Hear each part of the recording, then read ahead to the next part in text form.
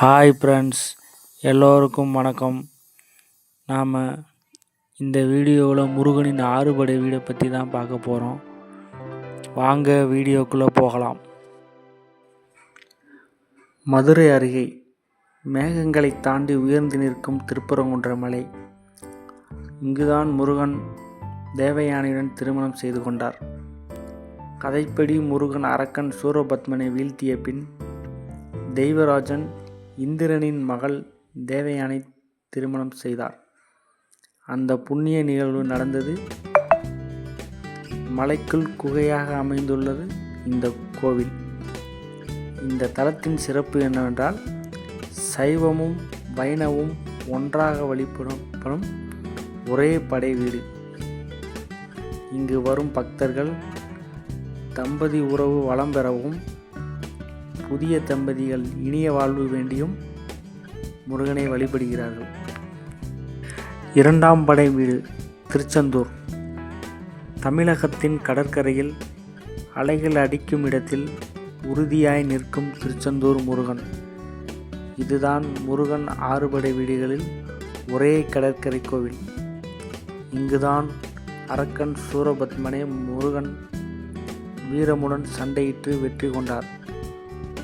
புராணம் சொல்வது, போரின் பின் கடலோர மணலில் முருகன் தனது வேலினால் சந்திர புஷ்கரணி என்ற புனித தண்ணீர் ஊற்றை உருவாக்கி அதில் நீராடி சுத்திகரித்தார். இந்த காலத்தில் வரும் பக்தர்கள் கடலில் நீராடி முருகனின் அருள் பெற்று திரும்புகிறார்கள். கடலின் கரையோரத்தில் பாடப்படும் கந்தசஷ்டி கவசம் இங்கு பிறந்ததே என கருதப்படுகிறது. மூன்றாம் படை வீடு பழமுதிர்சோலை. மதுரை அருகே அழகிய பசுமை சூழ்ந்த மலைச்சோலை பழமுதிர்சோலை. பழம், மலர், காடு, ஓடை, இயற்கையின் அருளொளி நிறைந்த இடம்.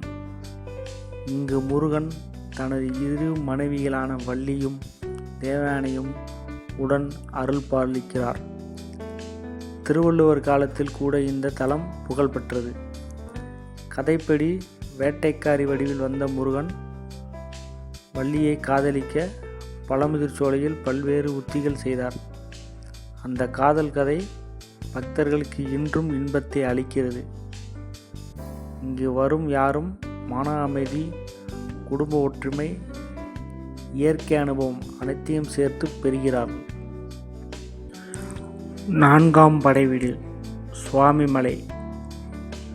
கும்பகோணம் அருகே காவேரி நதிக்கரையில் சிறிய மலை மீது அமைந்துள்ள சுவாமிமலை. புராணம் சொல்வது, ஒரு நாள் சிவபெருமான் ஓம் என்ற பிரணவ மந்திரத்தின் அர்த்தம் குறித்து முருகனிடம் கேட்டார். அப்போது முருகன் அறிவுக்கு வயது இல்லை என்பதை நிரூபித்தார். தனது தந்தை சிவபெருமானுக்கே குருவாக இருந்து மந்திரத்தின் அர்த்தத்தை விளக்கினார். இதனால் இங்கு முருகன் சுவாமிநாதன் என்ற பெயரால் போற்றப்படுகிறார். கல்வி, அறிவு, ஞானம் வேண்டி மாணவர்கள், பெற்றோர்கள் பெருமளவில் இங்கு வருகிறார்கள். ஐந்தாம் படை வீடு திருத்தணி. சென்னை அருகே பஞ்சமலை மேல் அமர்ந்திருக்கும் திருத்தணி முருகன் சூரபத்மனை வீழ்த்திய பின் போரின் சத்தத்திலிருந்து தூரம் சென்று மலை மீது அமைதியாக அமர்ந்து தவம் செய்த இடம் இதுதான். இங்கு முருகனை வழிபட்டால் மன அமைதி, குடும்பத்தில் ஒற்றுமை, மேலும் நல்ல மனவாழ்வு கிடைக்கும் என பக்தர்கள் நம்புகிறார்கள். ஆறாம் படை வீடு பழனி.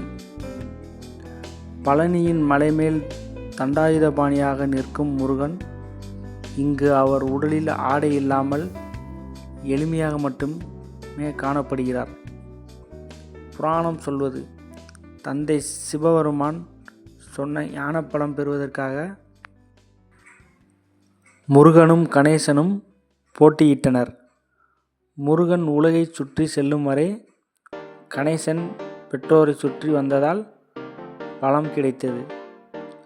அப்போது பழம் நீதான் என்ற அர்த்தத்தில் முருகன் மனம் தளர்ந்து இந்த மலையில் தவ வாழ்வு மேற்கொண்டார். இங்கு வரும் யாரும் ஆசையை துறக்க, ஞானத்தை அடைய முருகன் அருள் வேண்டி செல்கிறார்கள். திருப்பரங்குன்றம், திருச்செந்தூர், பழமுதிர்சோலை, சுவாமிமலை, திருத்தணி, பழனி இவை வெறும் கோவில்கள் அல்ல, தமிழர்களின் ஆன்மீக பயணத்தின் அடையாளங்கள். முருகனின் அருள் நம் வாழ்வில் எப்போதும் ஒளிபரப்பட்டும். வேல்வேல் வெற்றிவேல், வெற்றிவேல் முருகனுக்கு அரோகரா, அரோகரா, அரோகரா. இந்த வீடியோ உங்களுக்கு பிடித்திருந்தால் லைக் பண்ணுங்கள், ஷேர் பண்ணுங்கள், கமெண்ட் பண்ணுங்கள், மறக்காமல் சப்ஸ்கிரைப் பண்ணுங்கள். நன்றி, வணக்கம்.